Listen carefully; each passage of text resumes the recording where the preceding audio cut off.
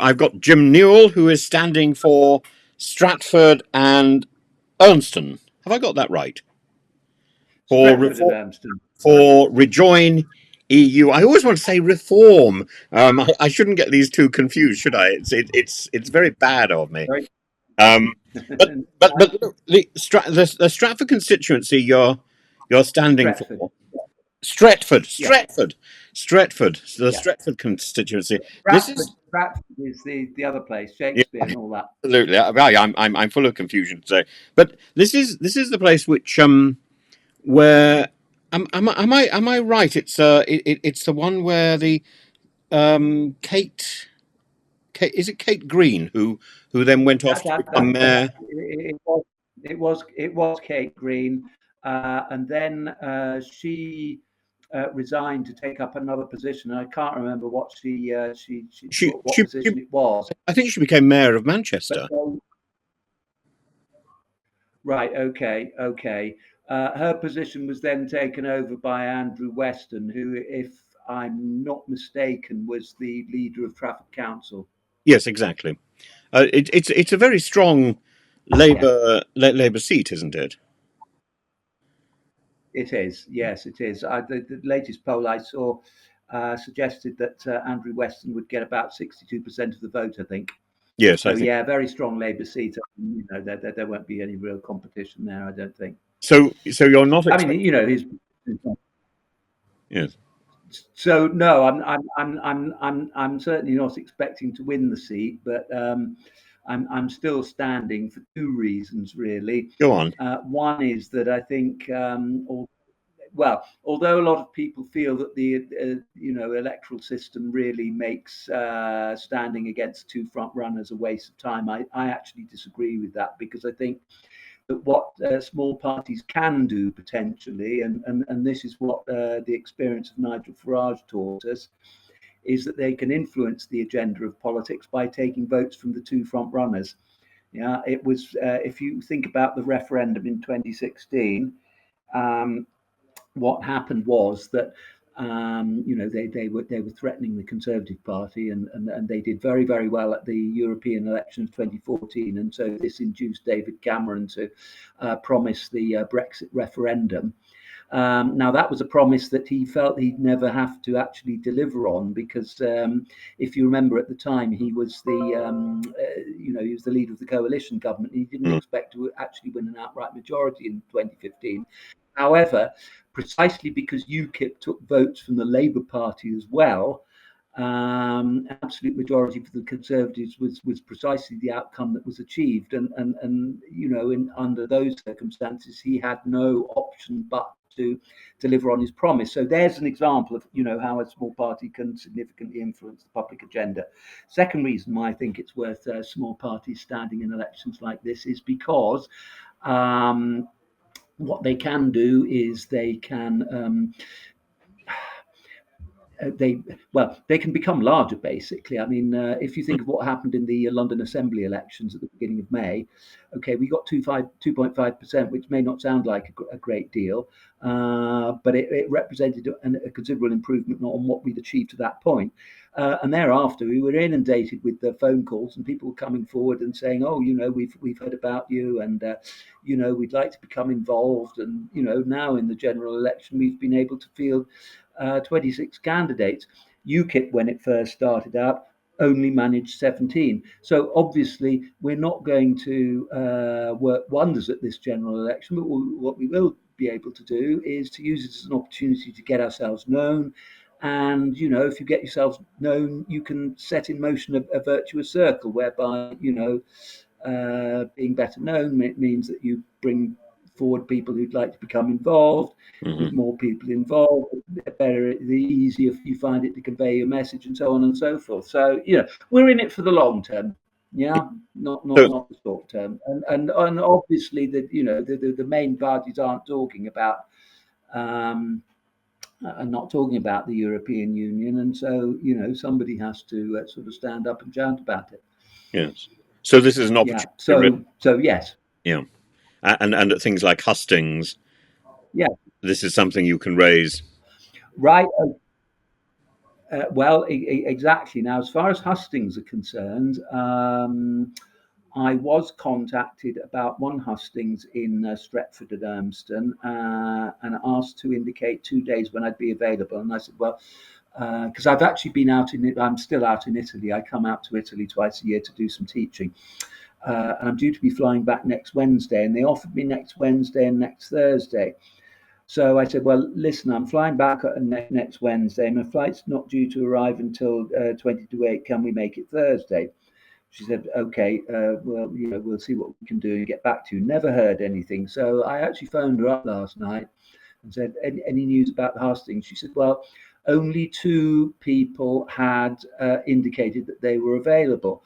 One of them had said that they'd been advised by their party not to participate in these sorts of things for security reasons. At least this is what I understood. Yeah. So in the middle of the night, I had a thought, and I acted upon it this afternoon. The thought was this. I thought, right, I'm going to send an email to Manchester Evening News and all the other candidates and say, well, I can actually read the message out to you. Please bear do. with me 1 second. I think this is quite interesting. At least I think it's interesting anyway.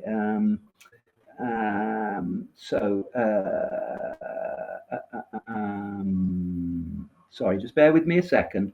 Absolutely. I'm not very good at because other candidates have found. I've got to. Yes. Yeah. Carry on. Other candidates have found what, Tim? Yes, other candidates have found that sort of senior politicians, like for example Suella Braverman, are ducking out of hustings as well. And I think this is very important, whether this is for security or simply because they know that if they turn up and say something, all they can do is lose their electoral advantage. But this damages our traditions and our democracy.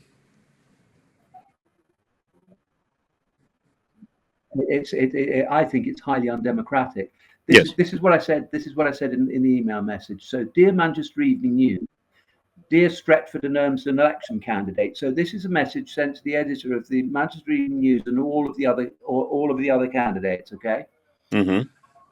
My name is Jim Newell, and I'm the Rejoin EU party candidate in Stretford and Urmston. I'm sure that, like me, you're all very busy, so I'll cut to the chase. I'm writing to invite you to take part in an online Zoom debate with me at any time to suit you between now and the 4th of July. And I'm writing to invite the Manchester Evening News to organise it and to publicise it in advance to their readership. I'm sure you will all agree with me that such an initiative would contribute to enabling the electorate of Stretford and Urmston to make an informed decision on the 4th of July, and therefore help to enhance the quality of democracy, as well as helping the Manchester Evening News to meet its responsibilities in the area of pluralism and balanced reporting. I look forward to your replies. Okay, call me cynical if you like. I suspect I won't get a reply. I hope to be pleasantly surprised. Well, you put it out there. Tim, there's a fundamental question of democracy. Yes, here. and even if there are questions of security for sort of high-profile politicians, there's no reason why they can't be represented by a computer screen. Yeah.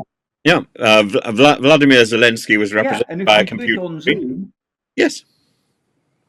Yes, there's there is no reason why on Zoom, no security questions whatsoever. Yeah. So I think you're absolutely right to push for this. I think you're absolutely right to push for this, and I think it's shocking that that politicians are hiding behind this this nonsense, because they don't wish to debate. What worries me about the present House of Commons is there's a lack of debate. There's a lot of posturing and rhetoric and slogan slashing, and people like Rishi Sunak who've learnt speeches, but there's very little Yeah, engagement. yeah, yeah, yeah. No, I entirely agree with you, Tim. I think we've lost the art of deliberation. We don't know how to deliberate politics. Unfortunately, politicians are aware that what moves people is that's why we see politicians, making all sorts of outrageous claims, attempting to mobilise people on the basis of their anger and resentment. Yes.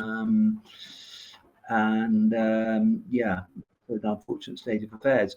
Unfortunate. Well, look, I wish you all the very best on the 4th of July, and I hope you get an online hustings, or at least they are able to attend a real hustings, and that people come along, and that the message can get Well, out. yeah. Well, yes. I hope. Yeah, I hope so too, Tim, because what's been apparent right from the start in this general election campaign is that Brexit has been the great elephant in the room. The Tories won't talk about it because they can't point to any Brexit benefits. The Labour Party is absolutely terrified of taking on Brexit's far right promoters. The Liberal Democrats won't talk about it because they've decided to concentrate their limited resources on a limited number of seats they think they can win, where Yes, they hope to, say to voters what they think the voters in that particular seat want to hear. And so it's completely crowded out. And yet, Brexit is, to my mind, but not only in my opinion, the single most important issue underlying our current misery. And so, it really does need to be talked about, and for young people who have lost all the opportunities they once had, related to the Erasmus scheme, related to the oh, yeah. ability to work and live abroad exactly where they wanted to, and so on and so forth. But You're but the at least as familiar with these things as I am. So but the Erasmus scheme, I think, is now back up and running in some form. sorry, carry on, Tim. Am I not right that the Erasmus scheme has now been reinvigorated, Well, or did I mishear this? the government replaced the Erasmus scheme with. Well, they replaced the Erasmus scheme with something called the Turing scheme, Yes, and in particular, it doesn't make provision for students from other European countries to come and study at UK universities, and so therefore is less effective than the Erasmus scheme was in enriching the educational experience also for UK students who don't go abroad, if you understand what yes, I'm yes, trying to yes. I point out there. understand. So there is something in place, but not as good as the Erasmus scheme, certainly, I would say. Yeah, very unfortunate, and of course, there are all the other problems that we know about as well. Absolutely, absolutely. Well, look, I wish you all the very, very best, and I hope we have an opportunity to speak again before the election itself, when you Well,